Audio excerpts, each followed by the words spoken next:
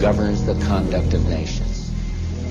When we are successful, and we will be, we have a real chance at this new world order, an order in which a credible United Nations can use its peacekeeping role to fulfill the promise and vision of the UN's founders. C'est un véritable New Deal à l'échelle planétaire qui est nécessaire. Un New Deal écologique et économique. Au nom de la France, j'appelle tous les États à se réunir pour fonder le nouvel ordre mondial du XXIe siècle sur cette idée forte que les biens communs de l'humanité doivent être placés sous la responsabilité de l'humanité tout entière. A new world is emerging. It is a new world order with significantly different and radically new challenges for the future.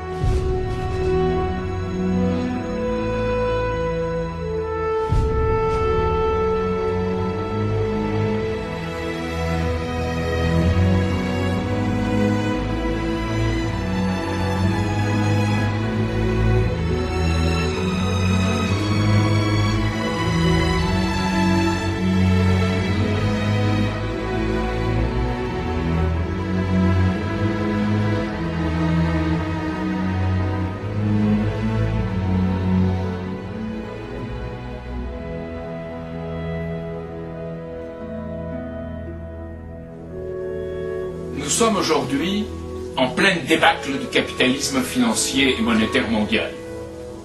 Nous devons sortir de cette crise, nous devons faire quelque chose. Nous devons sortir de l'impuissance qui règne dans ce domaine depuis une quarantaine d'années. En réalité, nous avons laissé se former dans le monde de l'argent qui va à l'argent, du papier qui va à du papier, sans production de richesse réelle en contrepartie, sans production de biens de consommation, sans production de biens de production, sans équipement de la nature, sans équipement de l'homme, sans école, hôpital, laboratoire qui se développent. Nous avons tenu qu'en assujettissant des pays comme la Chine et l'Inde à de bas salaires et à nous livrer à de bas prix. Cela ne peut pas continuer. Pourquoi? Parce qu'on a accumulé une pyramide de papier. Cette pyramide de papier, c'est d'abord les fameux subprimes américains, c'est-à-dire on a fait acheter à des gens des maisons qu'ils ne pouvaient pas acheter avec des hypothèques qu'ils ne pourront jamais payer. Ensuite, il a circulé des titres faits avec ces hypothèques, qu'on appelle les CDO. Et ces titres, on les a revendus un peu partout, mettant un ensemble de crédits hypothécaires en paquets et les revendant à droite et à gauche à des spéculateurs, à des hyper-spéculateurs, à des hedge funds, à des fonds hyper-spéculatifs, en faisant circuler tout ça, et on ne sait plus très bien où on en est. Ensuite, il y a les gens qui avaient assuré d'abord les obligations émises par les États américains ou les municipalités, ce qu'on appelle les monolines. Maintenant, ces gens-là, ou rehausseurs de crédit, ces gens-là sont assurés aussi des crédits hypothécaires. Puis ils sont pris la main dans le sac, ils sont pris dans le jeu, et ils sont en train de s'effondrer. C'est des sociétés comme MBIA, ou comme d'autres, FGIC, dont la notation a été abaissée, ou c'est encore AMBAC. Voilà. Donc là, 2000 milliards de dollars en jeu. C'est énorme. Mais il y a beaucoup plus. C'est les fameux credit default swap. C'est des assurances données par des banques ou d'autres sociétés financières sur des crédits hypothécaires ou parfois autres pris par différentes sociétés. Et là, il y en a pour 45 000 milliards de dollars.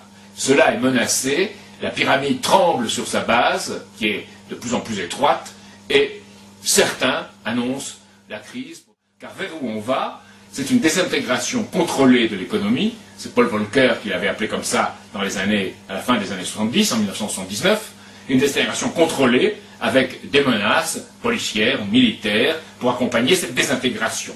Alors, certains hausseront les épaules et diront ben, ce n'est pas vrai, on va trop loin. Bien qu'ils regardent la politique de torture adoptée par le gouvernement américain. Vous savez, pendant la guerre, il y avait la torture de la baignoire. plongez dans une baignoire, vous empêchez de respirer, on vous retirez, puis on vous replongez. C'est les tortures des Klaus Barbie ou des autres. Eh bien, le ministre de la Justice américain a dit publiquement qu'il ne savait pas s'il s'agissait ou non d'une torture. Voilà mon année du scandale. Quand on commence comme ça, on va vite dans un sens qui est extrêmement désagréable. Donc, nous avons devant nous les Mussolini, ou même les fascistes, en général, plus généralement, des temps à venir. Je ne veux pas qu'on aille vers ces temps. Et je dénonce cette politique-là, aujourd'hui, en montrant ces liens avec toute une politique financière. Alors on dira, mais vous parlez de quelque chose, est-ce que vous avez les preuves? On a les preuves. Hitler est monté au pouvoir avec la crise de 29, de 29-32. Aujourd'hui, on a les mêmes choses qui risquent d'engendrer les mêmes monstres. Et il faut arrêter ce processus, vite, très vite. Alors on me dira, ce que vous dites est choquant, ce que vous dites est terrible, comment peut-on dire des choses pareilles? Eh bien, on doit les dire, parce que dans les périodes de désintégration, les périodes de crise comme l'actuelle, il faut être choquant, parce que être choquant, c'est être sincère, c'est être vrai. Et je veux être sincère et vrai avec la population pour que le peuple se mobilise et, à partant de la base, comme nous tentons de le faire aussi aux États-Unis, on arrive peu à peu à mettre la pression sur les dirigeants pour qu'ils changent. Et la crise, la dynamique de la crise s'accélère, la dynamique de la prise de conscience de la population doit s'accélérer en même temps pour qu'il y ait cette réponse. Et c'est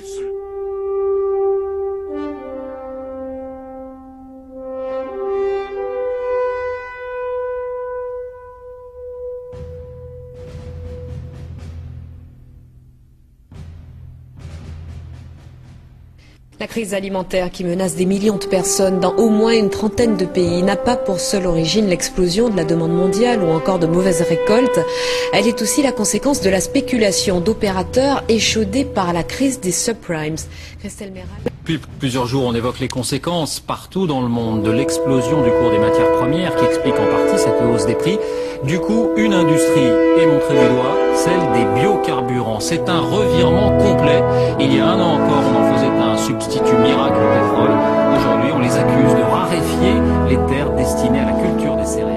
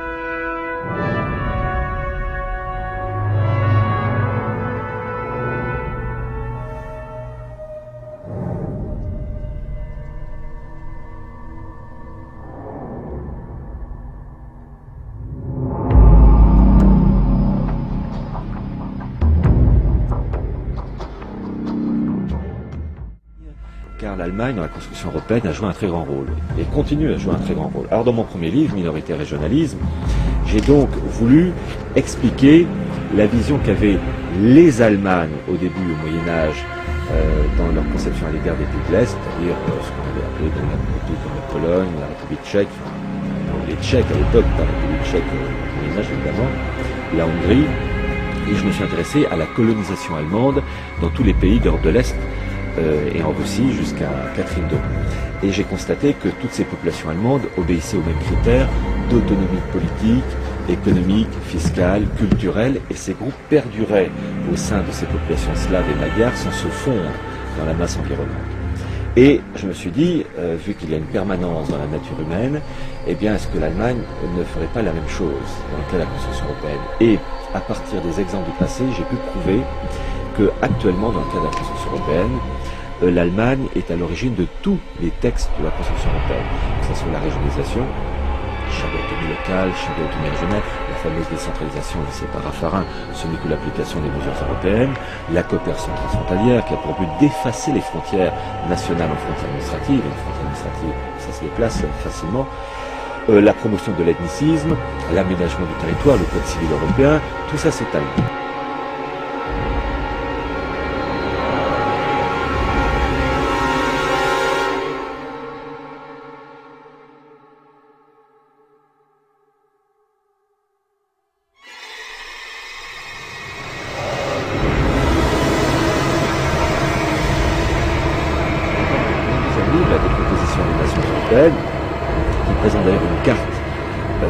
une Europe de l'Ouest déjà en voie de décomposition, et puis surtout avec un drapeau européen. C'est la marque de fabrique. Cette carte-là date de 1997 et qui montre déjà la Catalogne indépendante, le Pays Basque. Et chose très intéressante pour une carte de 1997, le Monténégro qui est indépendant. Alors je rappelle que le Monténégro est indépendant que depuis 2006. Et cette carte de 1997 montre aussi un Kosovo déjà indépendant. Donc en réalité, il faut bien comprendre que ces choses-là sont faites et préparées très longtemps en avance. Je vais vous le montrer que la construction européenne n'est pas une finalité mais une étape vers l'État mondial. D'ailleurs, j'ai mis un sous-titre de l'Union euro-atlantique à l'État mondial. Et mon troisième livre, qui donc vient de sortir, La marche irrésistible du nouvel ordre mondial, et qui peut, avec ce titre, paraître un peu pessimiste, mais je donne indirectement une réponse avec ce petit encart rouge, Destination Babel, et on connaît la suite pour Babel, l'échec de Babel. Je vais vous le montrer et souligner les différents jalons qui rentrent dans la composition de cet État mondial, avec l'émergence de grands blocs continentaux en voie d'unification, européens, nord-américains, sud-américains, asiatiques, etc.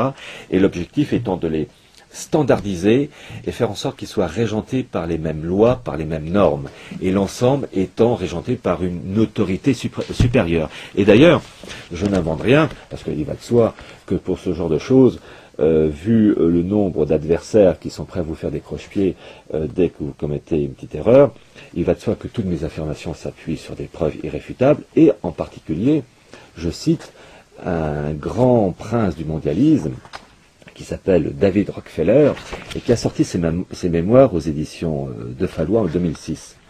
Et David Rockefeller, bon, il faut savoir d'abord que c'est l'ancien patron du CFR, le Council on Foreign Relations, qui est le grand think tank américain où s'élabore la politique étrangère américaine, peu importe que ce soit démocrate ou républicain à la Maison-Blanche, mais ça sont les étiquettes.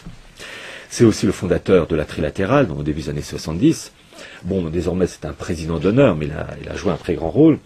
Et dans ses mémoires sortis en 2006, il y a une très grande franchise. Vous savez, Bismarck disait, en politique, il faut toujours suivre le droit chemin, on est sûr de n'y rencontrer personne. Eh bien, cher David Rockefeller, lui, il ne prend pas de gants, il le dit d'une manière très nette. Je cite, alors déjà, titre du chapitre 27 de ses mémoires, internationaliste et fier de l'être. Et ça, on reconnaît l'esprit sans frontières. Vous savez, dans le mondialisme les deux branches. La branche néolibérale, incarnée par David Rockefeller, mais aussi tous les William Kristol, Robert Kagan, et puis la branche altermondialiste, de gauche, marxiste, style Arlette Laguillet, qui sont tous des internationalistes, mais version marxiste. Peut-être juste expliquer aux gens ce que c'est le mondialisme et la mondialisation. Oui. Pour bien que les gens puissent situer la différence. Faire la différence, voilà, oui, oui. Parce qu'il y a une confusion entre ces deux termes. D'ailleurs, c'est ce que j'établis cette distinction dans l'avant-propos, dans ce livre, La marche irrésistible du nouvel ordre mondial, aux éditions François-Xavier Guibert, où je dis que finalement la mondialisation est une chose normale. Ce ne sont que des échanges humains, matériels, financiers, et qui évoluent avec l'évolution technique. Autrefois, on se déplaçait à pied, c'était en carriole, on prenait le bateau. C'était des échanges, c'était une mondialisation. Et puis, c'était l'Empire romain, par exemple, c'était Mare Nostrum, c'était la mondialisation de l'époque. Et puis, quand Christophe Colomb a découvert les Amériques, il y a eu une mondialisation intercontinentale avec les caravelles qui faisaient la navette. Et puis ensuite, les découvertes se sont étendues sur toute la planète, il y a eu des échanges, et puis des échanges qui se sont multipliés avec la voiture, le téléphone, puis maintenant, n'en parlons pas, avec Internet. Donc, ce n'est ni bien ni mauvais, c'est simplement les moyens techniques qui font que les choses s'accélèrent et qu'on peut se déplacer plus facilement en Australie qu'il y a 100 ans. Voilà. En revanche, la distinction avec la mondialisation est à établir avec le mondialisme. Le mondialisme est une philosophie, et je dirais même plus, une mystique.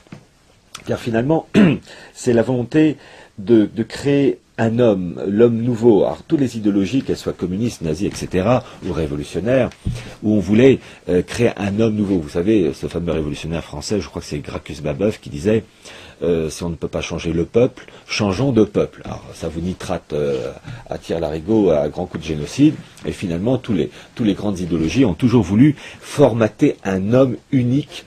Et le mondialisme a pour but de détruire les nations, de détruire les traditions, les différences, et créer comment dire, un fromage, mais vraiment insipide, une pâte molle, un esprit uniformisé, standardisé, pensant pareil et consommant pareil. Et d'ailleurs, dans le mondialisme, vous avez le principe du glocal, qui est un terme qui n'est pas tellement connu, qui est la construction de local et de global.